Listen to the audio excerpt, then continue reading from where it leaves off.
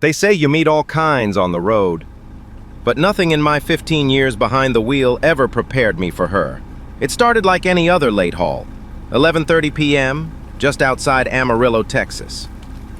I was headed west with a full load and half a tank of diesel, exhausted, eyes burning, and still 200 miles to go. That's when I saw her. Standing by the side of the road in a red dress, out of place, out of time, and out of luck.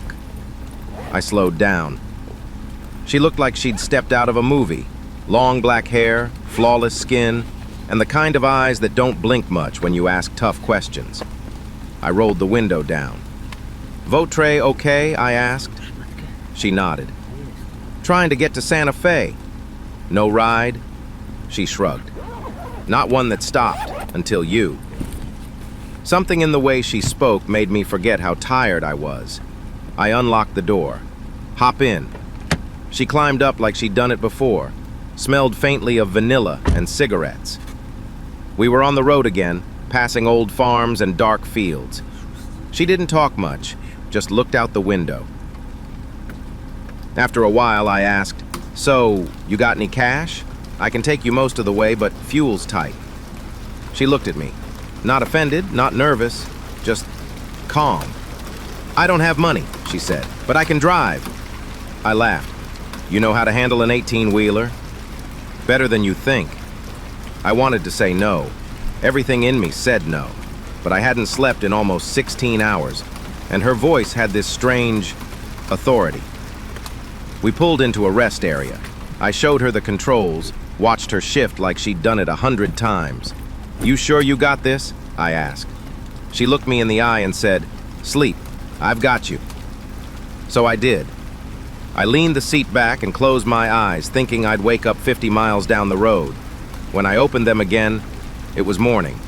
Sunlight pouring through the windshield. Truck parked. Engine off. And we were somewhere else. This wasn't Santa Fe. This wasn't even New Mexico.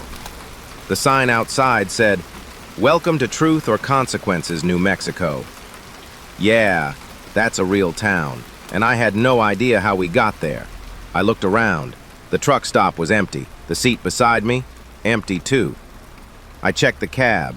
No bags, no sign she'd ever been there, except for one thing. A small folded note on the dash. It read, "Thank you for the ride. You needed rest more than I needed the ride. S." No last name, no phone number, just S. And that was it. She was gone. No security cameras showed her leaving. No one remembered seeing a woman in red. Not the gas station guy, not the waitress in the diner next door, just me.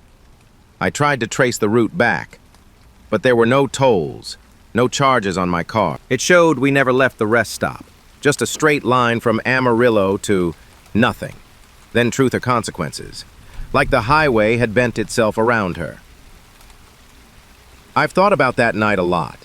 Maybe she was a drifter, maybe a runaway, maybe someone with demons of her own, or maybe she was something else, something that showed up when I needed to stop before I broke myself, before I wrecked on the road from pushing too hard.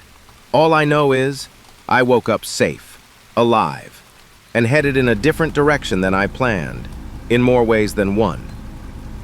This is Highway Confessions, where the stories are real even when the answers aren't.